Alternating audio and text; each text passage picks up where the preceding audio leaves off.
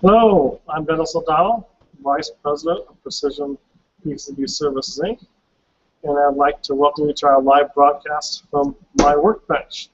I have 23 years experience in manufacturing process, circuit board rework, circuit board repair, just about anything to do with printed circuit board assembly, repair, we specialize in BGA defect analysis related to BGA anomalies, lead-free anomalies, such. So we offer a lot of training products, services, training, and this is my way of sort of giving back, trying to help people out. It's convenient for me, so when I'm at my workbench, I can broadcast live. It's a good way to effectively time management because I can give you some help and advice, and it doesn't take time away from my work. So I just enjoy to help people, and so I hope I can help you out. Before we get started today, I'll let you know we have a training course coming up. Let's see, we're going to put our link here in the corner here. Let's get our chat working. Where's our chat? Here's our chat, okay. So at the end of May, we have a 1-week crash course in circuit board rework, repair, hand soldering. We'll pretty much cover everything from hand soldering components using lead and lead-free solder, using surface mount components, through-hole components, and we'll get into board level repair, repairing surface mount pads, BGA pads, damaged laminates, gold finger replacement, solder, taking solder off the gold fingers, replating them with gold. It's a pretty good course. It's one complete week, so it's a crash course. Pretty much gets you up to speed on doing just about everything you'll need to do if you're a rework technician. The only thing we don't cover is BGA. BGA component rework is a separate course. Those are 2- and 3-day classes, and those are to get you up to speed on BGA rework and BGA processes. So you can find a complete list of our courses at pcb-repair.com. So today I'm going to be working doing some BGA exchanges. But before we start, I had a question come up yesterday on fluxes and flux cleaning. I'll try and make this a little short and to the point because fluxes is a whole new subject, or a whole different, it's a large subject on fluxes, and I'm going to do a seminar on that. Probably do a 1-hour seminar on flux considerations, flux usage. But I'll try and put it in a nutshell today. Without all the details. Fluxes are probably going to be the most critical component in successful BGA rework. They're a critical component in successful circuit board assembly. You want to understand your fluxes that you're using, what they do, what they're for, how they fit into your process, and once your fluxes are put into your process, qualified, and they're working well, you don't want to change them without doing some serious research. So I'll just sort of break it down. Fluxes come in a lot of types. The first thing you want to know about fluxes is what's the base? What do I use to clean it? What does it dissolve in? There are some no-clean fluxes. Some no-clean fluxes are not made to be cleaned off the board. They are no-clean, and they're meant to be left on the board. If you try to clean them off, they may leave residue. Some of them may not even come off. Then you have your rosin fluxes, which are pretty much old school. Rosin fluxes are a good flux, but they were dated. They were replaced. Many years ago. A lot of people still use them, but they're made to be cleaned with solvents. To clean them good, you have to use heavy solvents. They used to use vapor degreasers with Freon. All that stuff's been phased out. It's not good for the environment. It's not good for your health. So if you're still using the rosin fluxes, I'd take a serious look at that. You really shouldn't be using rosin fluxes. They were pretty much outdated 15 years ago. I'm amazed when the companies that I go in and do audits and they still have rosin fluxes at the bench. So I would say get rid of your rosin fluxes.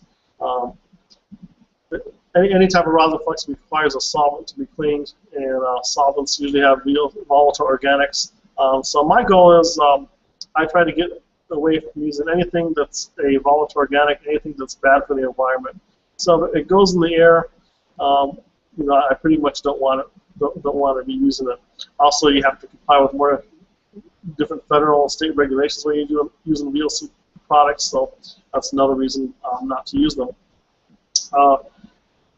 So you have your clean fluxes, your water-based fluxes, your rosin fluxes, and what we're using here is not, we have no cleans, but all our fluxes are water-based, even the no cleans, because our customers, they don't want to see residues, they like to see everything really clean.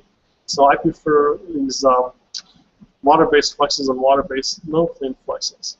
So again, if I'm using a no clean flux, I normally don't want to clean it. If I'm using a rosin flux, I want to clean that with solvent. I don't want to use water. If I'm using a water-based flux, I don't want to clean that with solvent. I want to clean it with water. It's a water base. So the bases of these fluxes need to be cleaned with whatever they dissolve in.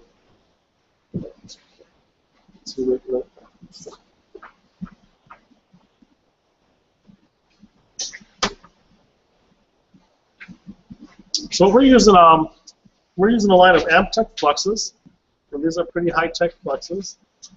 No. Should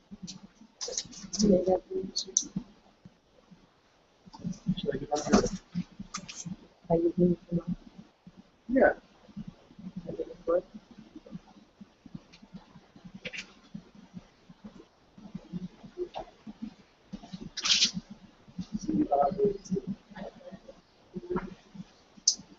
Sorry about that. I had to sign some papers here.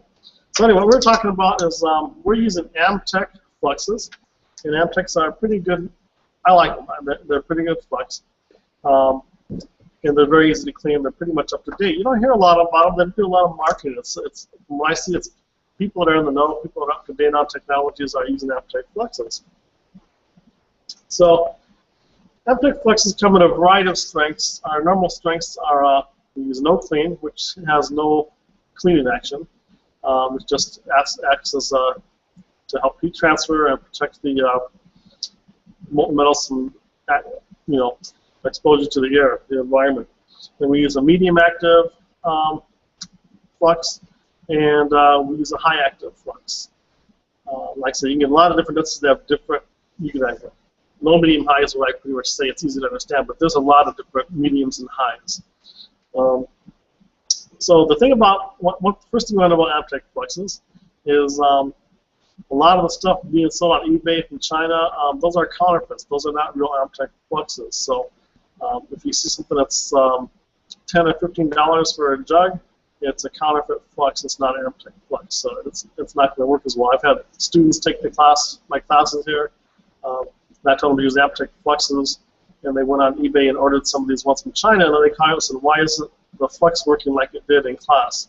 And I told them, I said, because if the price is that low, it's usually too good to be true. Yeah, the prices are reasonable on these. So about Amtech fluxes, you can order from myself. We sell them in individual jars, so everything that we use, we sell. Or you can order the fluxes from AmtechSolders.com to make sure you get the real Amtech flux. If you order from the factory direct, they have minimum orders, I think 6 to 8 jars. So we order the stuff and we stock it, keep it refrigerated, and we sell it in single jars. So if you want to save a few dollars and you're using a lot of it, you can order it in bulk from the factory. If you need it just one jar, then you can call us and order us.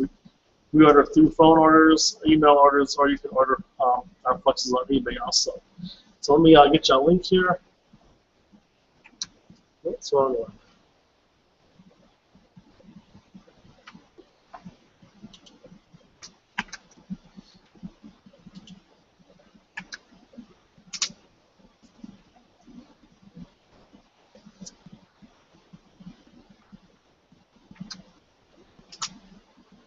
Oh, there we go. Got full twice. Anyway, there's a link to the Amtech Solder website.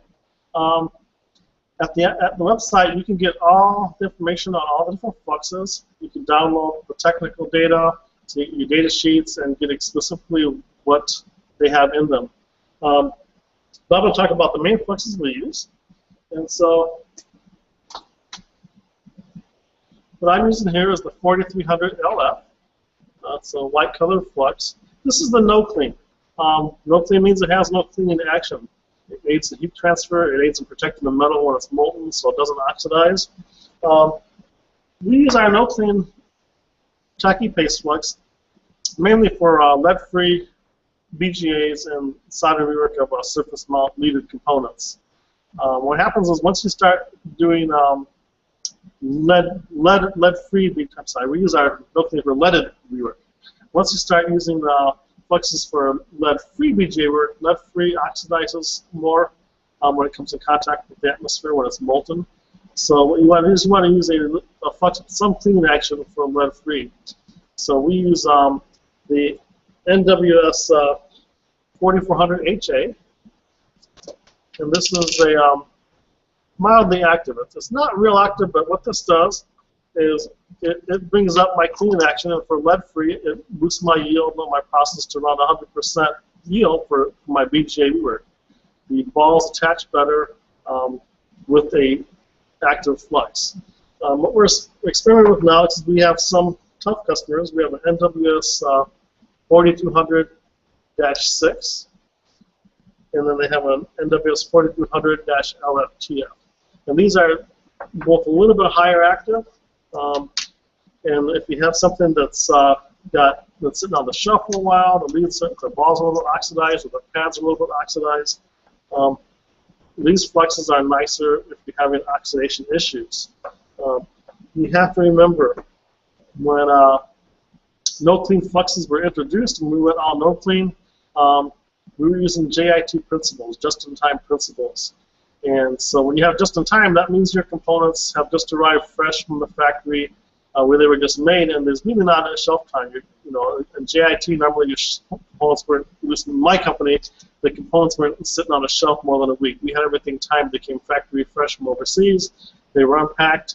They pretty much immediately, unpacked, sorted, went to their bins, and they were pretty much immediately loaded from the boards. So we had our JIT set up to where we do our processes, and the parts will be scheduled to come in usually about 1 to 2 days before the run was. Everything worked very well. So we can use no-clean fluxes.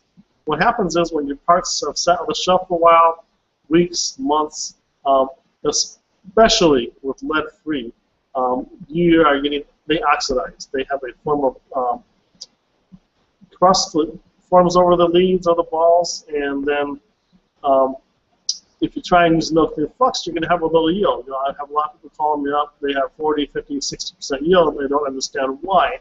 And it's because their components have had some shelf life. They're trying to use a no-clean process, and the no-clean fluxes are not cleaning out the oxidation in the lead-free solder coatings on the component surfaces around the PCBs. So that's when we want to go to a higher active flux. And like I said, we use a 4400 or one of the 4200 series, depending on how bad your oxidation is. So that's all I'm going to talk about fluxes. I can talk hours and hours about fluxes, and I think when I have some time, we're going to put that in a webinar and invite people, a few weeks ahead of time, and we'll be more prepared. I'm working my bench now, so it's just as we go. But we'll be prepared to explain the whole gamut of fluxes and the issues and anomalies that we're having with lead-free solders that people, they're just not aware of. They're thinking, well, it's lead-free, and I can use my process that I used, on the lead components, and lead-free is a totally different beast. It's a totally different process, and a lot of companies from what I've seen just haven't come up to speed. And usually when you switch a processor, and what we're using in our product, it usually takes about a 5-year learning curve from what I see before everybody gets well educated and develops a good process for it. Again, one of the things that we do at Precision PCB Services is we focus on emerging technologies, and so we try and keep ahead of the curve, and we try and become proficient in technologies 4 to 5 years before they become mainstream. So we were working with lead-free solders about 4 years before they were set to become, law or rules. And so by the time that everybody started adapting to looking at taking in lead-free, we were proficient. So we were able to offer the services, we were able to offer the consulting, we were able to offer the materials. There were a lot of people that had exemptions that were exempt, So I think there's another good 5 years still before lead-free becomes a well refined process that works well. Don't want to get off track here. Again, you know, I don't want to get too much off track, but my personal opinions, lead-free I think is not a good ally. I think it causes a lot of issues. I think it's not reliable. I think that lead-free should not be used in anything that has a life and limb result of failure. You know, lead solder has a 25 to 50 year proven life cycle. From what I'm seeing come through my shop, lead-free has about a 2 to 4 year life cycle. I think the industry right now, I might have to read up a little bit because I haven't read up for a few months, but it's always changing. The last time I read, you know, lead-free had about a 4 to 5 year industry life cycle, what they're trying to say, and they're trying to push for a 15-year life cycle. Right now, I don't see that happening. So my opinion, if you're in space, defense, aerospace, anything medical, I would stay away from lead-free solders because they fail. Okay, so I had a question. Somebody wanted to know, how do you clean these high active fluxes? Okay, so I'm going to talk about cleaning Amtech water wash fluxes. So this may not apply to other fluxes. This is for Amtech specifically. What we do with our Amtech is they're created to dissolve in water and flush out very easily. So the best way to clean the flux from under a BGA is to use a inline cleaner, which, you know, larger factories have the inline water wash cleaners. Those are pricey. Not everybody has those. So the next best thing what I like is a ultrasonic cleaner. We use an ultrasonic cleaner with it's a heated. We just use regular water in it. You can add a solvent if you want, but a soap if you want. But these things don't really need any soap. They just need some warm water, a little soaking, a little flushing activity. So ultrasonic cleaner is great. If you don't have an ultrasonic cleaner, a lot of people, I know, they're doing cell phones, PlayStation stuff at your small shop at your workbench. You can just use your utility sink. You can use a container like this, fill it with hot water, and you can just put your board in and let it soak in the hot water for about 10 minutes. Then take it out and flush it out with some hot water with your faucet. And then make sure you blow dry the board very well and bake it in the oven for about 30 minutes. So using a little box like that, you know, or our utility sink, kitchen sink, you know, some people think that may be a little bit crude.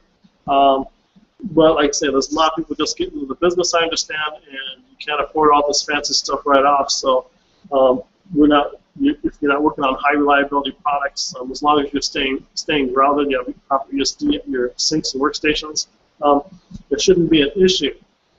The other way you can do it is we can just have a little bottle of water here, and we can just soak it around our chip.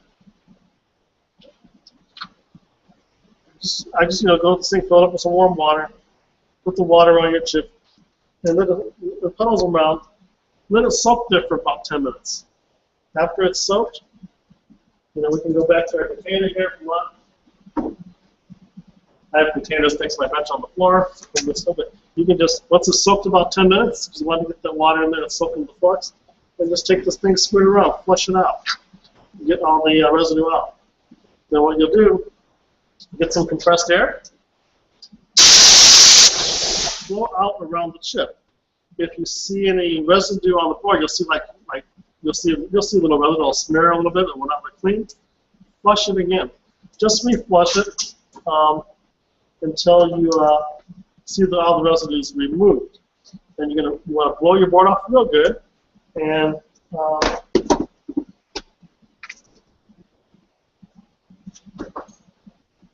once you blow out the board and make sure all the water is off, you want the water out from the BGA chips, the water out from the connectors, then take it and hopefully you have an oven. Put it in your oven over here. put it in the oven, and we let it dry for about 30 minutes. That way we make sure we bake all the moisture out.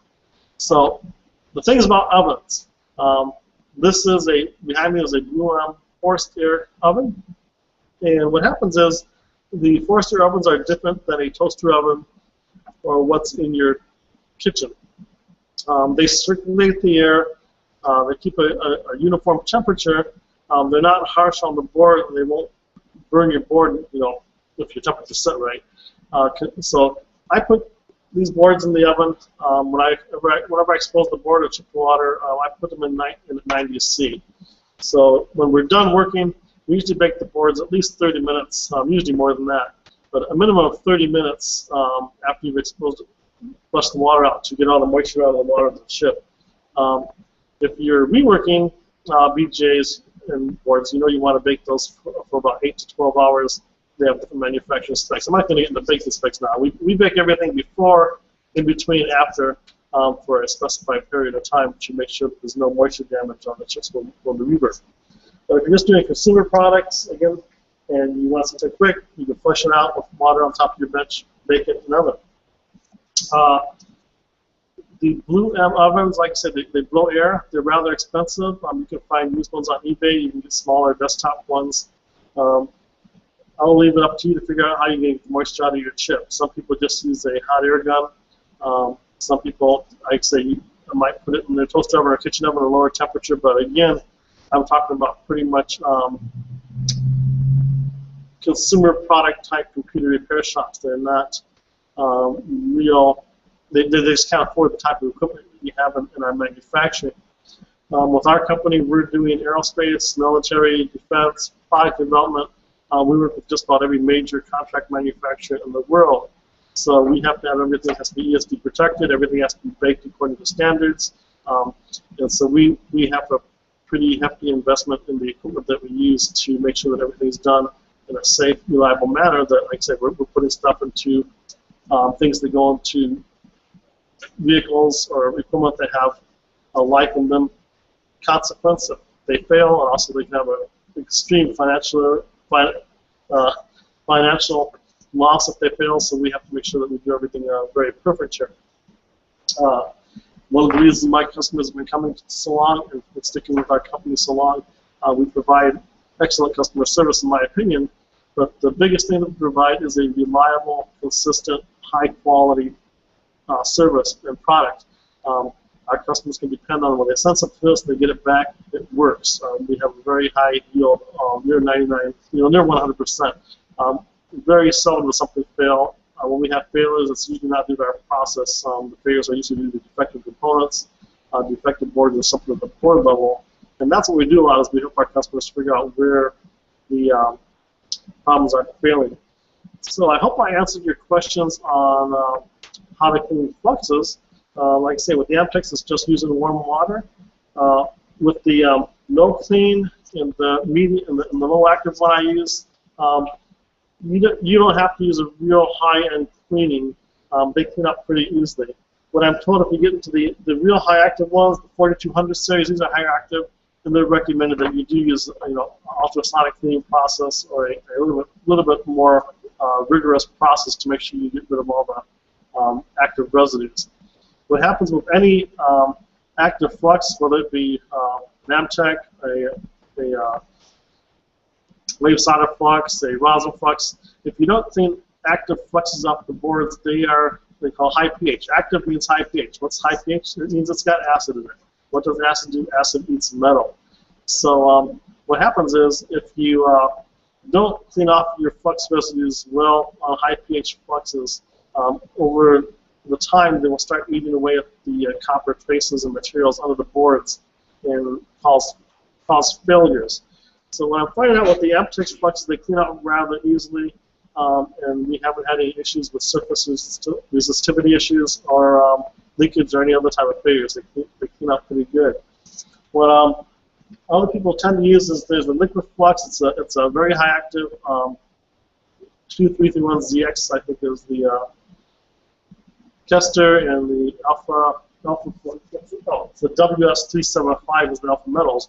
those are real high active fluxes. They're nice for cleaning oxidation off pads if you have really tough stuff to clean. They're nice for prepping leads if you have oxidized leads and components and use them with your solder pot.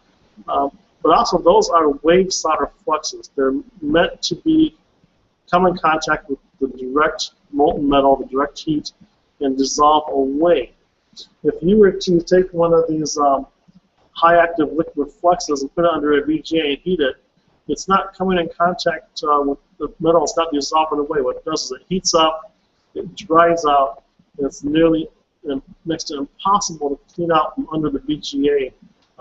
And then over a few years, that acid and that flux residue will eat away at the leads and the solder balls. So you want to make sure that, again, you understand your fluxes. I don't want to use a wave solder flux under my BGA. A wave solder flux is for wave soldering. It's not for BGA rework.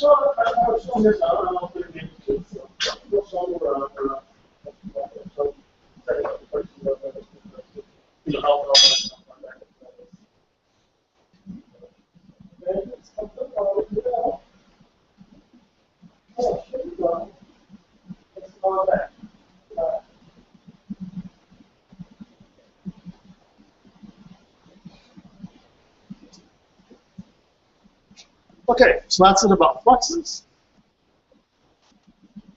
If you have any more questions on the fluxes, feel free to write, email. You know, for over 23 years, we've been using paste products. For our hand soldering and rework, we have the PRC 2000s back here. And that's what we started with. They just about anything. But we've been using all paste for our soldering. And we like paste. They have a very reliable solder chip. The plating's good. The nice thing about paste, I like to have temperature controlled units where I can turn the temperature up and down according to what I'm working on. But paste units are relatively fairly priced. They're affordable, and the tips are inexpensive. They're only around $5 to $6 each when you buy them. Excuse me again.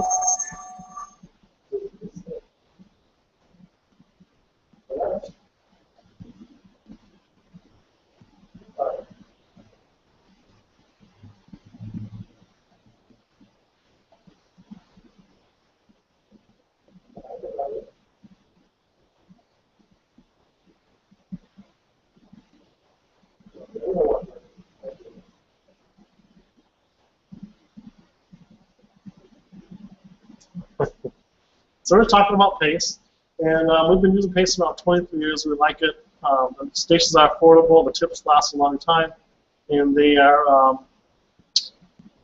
relatively inexpensive. Basically, we don't sell paste. We use paste. We like paste, so we tell people about what we think is good. I was at the Apex show in Las Vegas this year, the assembly and manufacturing show, checking out the new equipment. And there's these new, well, not new, but they've been out. They're JBC solder stations, and these are really nice. They come with a lot of variations, a lot of chips. So, and then they have the really fine chips, like the size of a needle. So if you get into some really fine pitch stuff, the really small, 1 millimeter components, these look nice. What I liked about these is these have probably the finest tips I've seen available. plus they go up to larger chips that we like to use for a good heat transfer. So probably in another week or two, we're going to be ordering some of these, and we'll let you know how they work out, how we like them. But so it's the first time in a long time I've seen a station that I like better than the Pace. So we'll try it out and see if I really like it better than Pace.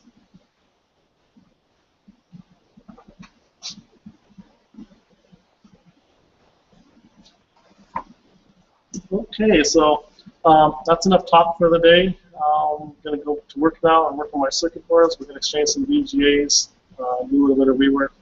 And so hope you enjoy it. If you're tuning in, feel free to ask me questions or type in questions, and I'll do my best to get back to you as soon as possible and make sure that your questions are being answered.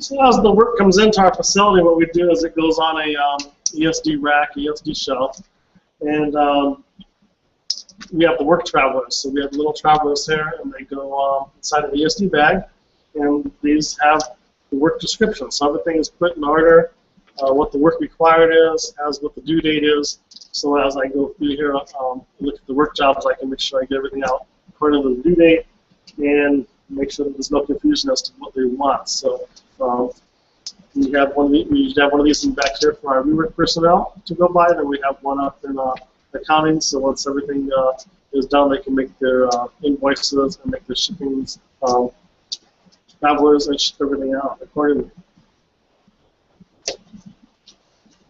So this one here is to exchange 345.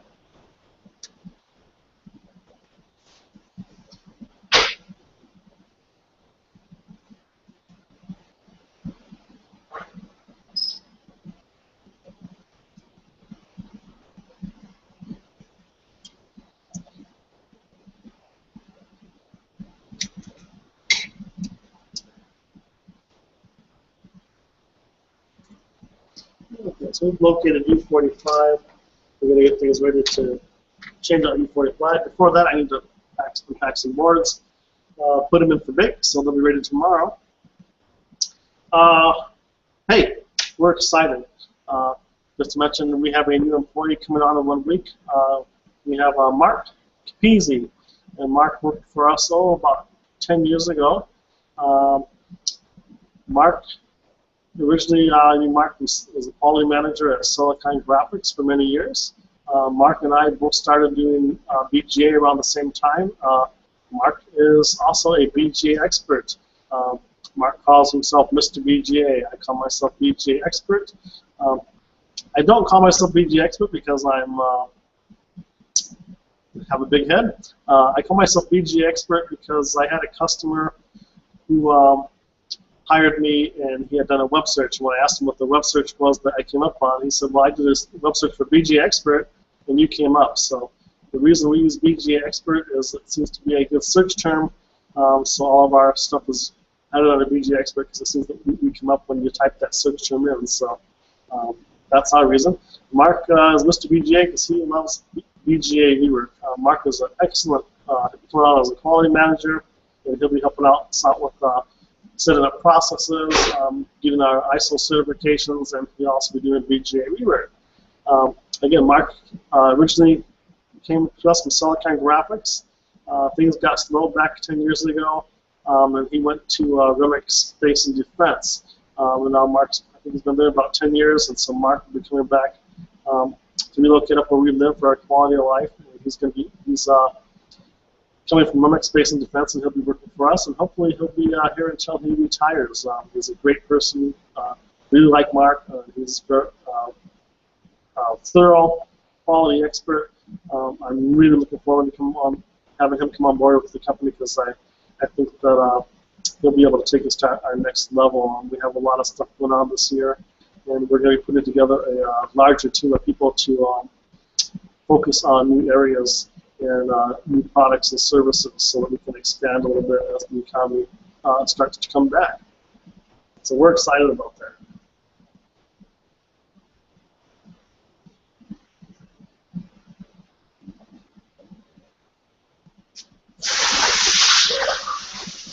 So what I'm doing now, I just have some I have some boards for rework, and all of them are small package, and I'm going to bake these in the oven for a day, probably bake them overnight at 90°C, just to get all the moisture out of the boards and the chips before we do any rework.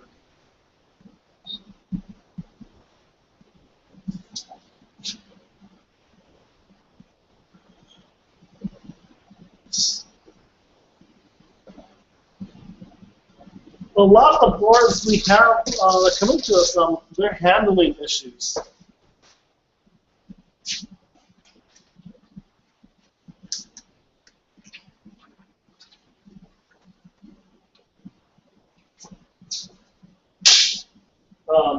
These particular boards are just for the failed BGAs that come out the field. You just change out the failed BGA for the client.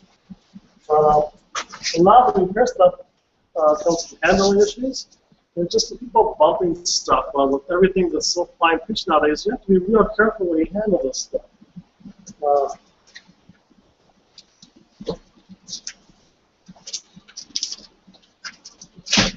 I'm going to take this out of the package.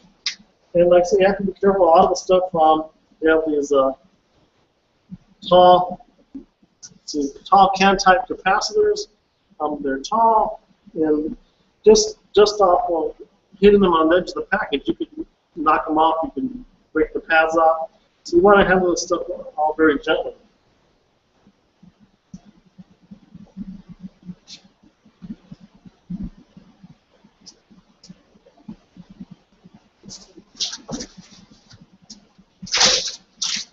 So as you're working, I don't like to rush things. I like to take my time and make sure we do everything gently, evenly. I don't like it when the bags are packed so tight that you have to sort of drag the board out of it. There's too much stuff that can break off. These boards have a lot of really small, O2, O4 type components on the bottom. Again, so we don't want to bump these against things. When we put these in the racks, we have to make sure that the racks don't knock off the capacitors. When we put them on the bench, you don't want to hit the bottom of the bench.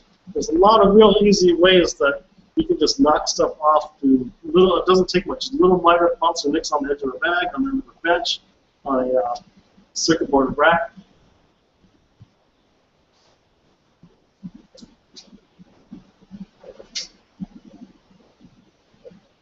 I see a lot of stuff comes in that's not now all the surface mount stuff, and these really little LEDs, and technicians are working on, or people are handling them, and they don't pay attention when they put it in the rack. And just put it in the rack, and the little lip on the rack just busts off the little surface mount LEDs. So, when you work in this industry, you have to be aware, pay attention. You don't just sort of work in a daze. Like when I go to the restaurants and the waitresses just sort of walk past me in a daze and don't notice that you're waving your arms and say, "Hey, I need help." And they just walk past it. A lot of people nowadays are in a daze. We won't go into that. I don't know why too many people are on Prozac here, because they just walk around like a zombie state.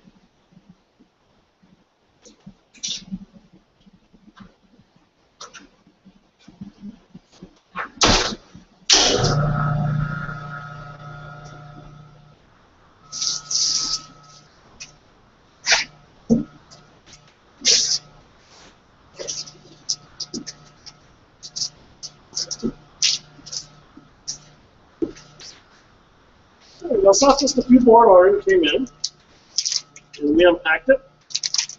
Put the box over in the box area where it belongs, so we have it to repack later. Put the travel up on the shelf, and we put the boards and the chips in the oven. And tomorrow, that will be our project for tomorrow.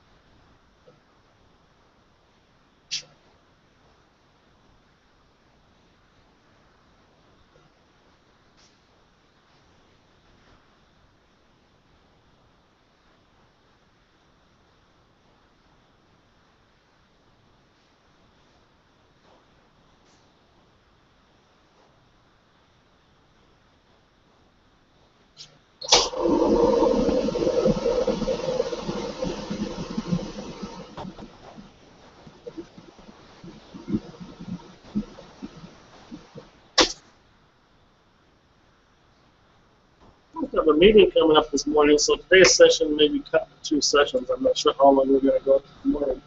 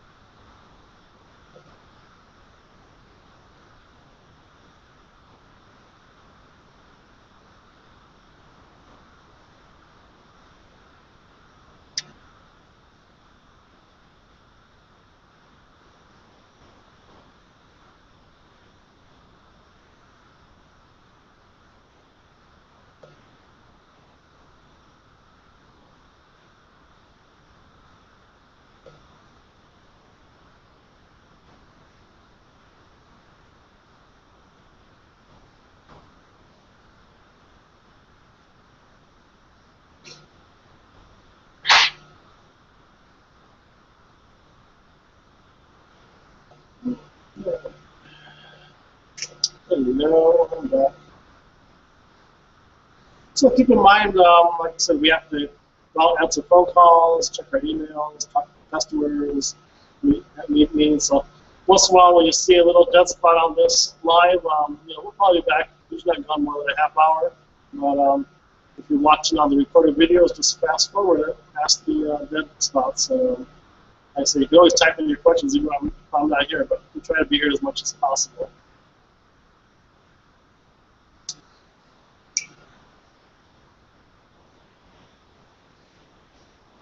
So I'm ready to work on this board. I'm going to pull up my profile on the machine, so I've got my work traveler and program the profiles by the board summary number and location of component.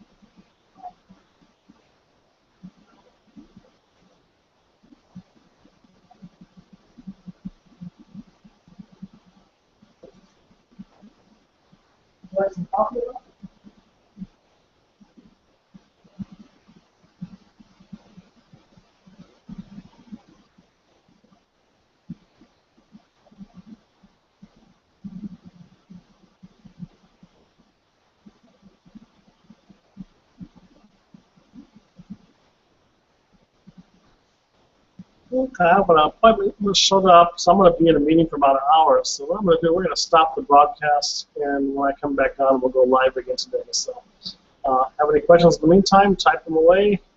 Give me your questions when I get back, and I will see if we can answer them. Thanks for watching.